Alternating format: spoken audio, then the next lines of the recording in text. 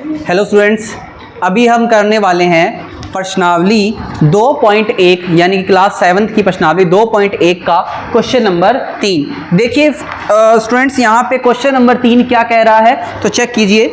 यहाँ पे लिखा है कि 7 गुना में 3/5 यानी कि 7 × 3 डिवाइड बाई 5, इसको हमें मिश्रित यानी कि मिक्स्ड फ्रैक्शन में लिखना है। इसको किस में कन्वर्ट करना है बेटा जी? इसको लिखना है मिक्स्ड में, यानी मिक्स्ड का मतलब है मिश्रित में इसको लिखना है। तो मिश्रित का मतलब क्या होता है? मिश्रित का मतलब जैसे कि मैंने आपको बता रखा है, मिश्रित का मतलब होता है कोई संख्या इस तरीके से लिखी होती है, जैसे ये लिखा होता है, इस तरीके से जो संख्याएं लिखी होती है, तो ऐसी संख्याओं को हम कहते हैं मिश्रित भिन्न। क्या कहते हैं बेटा?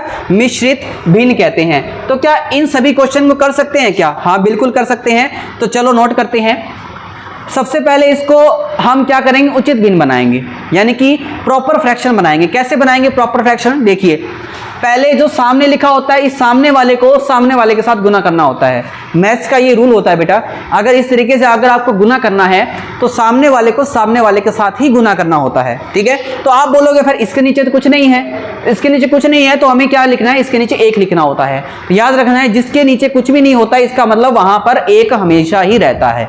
ठीक है, तो हम क्या करेंगे? आपस में आमने सामने गुना करेंगे। तो चलो इसको करते हैं गुना। तो 7 को 3 से करेंगे, 7 3 जा 21, क्या लिखेंगे? 21 लिखेंगे ना? हाँ जी। और नीचे बताओ, 5 एकम 5 यानी 5 1 जा 5। तो ये हमारा कितना बन गया है? 21 डिवाइड बाई 5 यानी 21/5 बन गया है हमारा, है ना? तो अब इसको मिश्रित भिन्न में कैसे लिखना है? तो चलो, इसका बहुत आसान तरीका है। सबसे पहले इस तरीके से जो भाग वाला निशान होता है वो बनाएंगे, और यहाँ पर जो 21 बाहर लिख लेंगे, और 5 जो है 21 अंदर लिख लेंगे, 5 लिख लेंगे बाहर। बाहर लिखने के बाद अब 5 से हमें इसको भाग करना है, तो 5 4 जा 20। ठीक है ना? और माइनस करेंगे, कितना आएगा? 1। ठीक है, अब इसमें हमें आगे भाग नहीं देना होता है। ठीक है, आगे डिवाइड नहीं करना होता है। फिर क्या करेंगे? जो ये चीज नीचे लिखी होती है ना, जो ये यहाँ पे लिखा होता है, यानी कि इसको याद करने का तरीका कैसे है?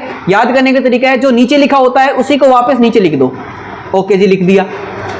जो नीचे लिखा होता है उसको वापस नीचे लिख दिया। उसके बाद क्या लिखना होता है?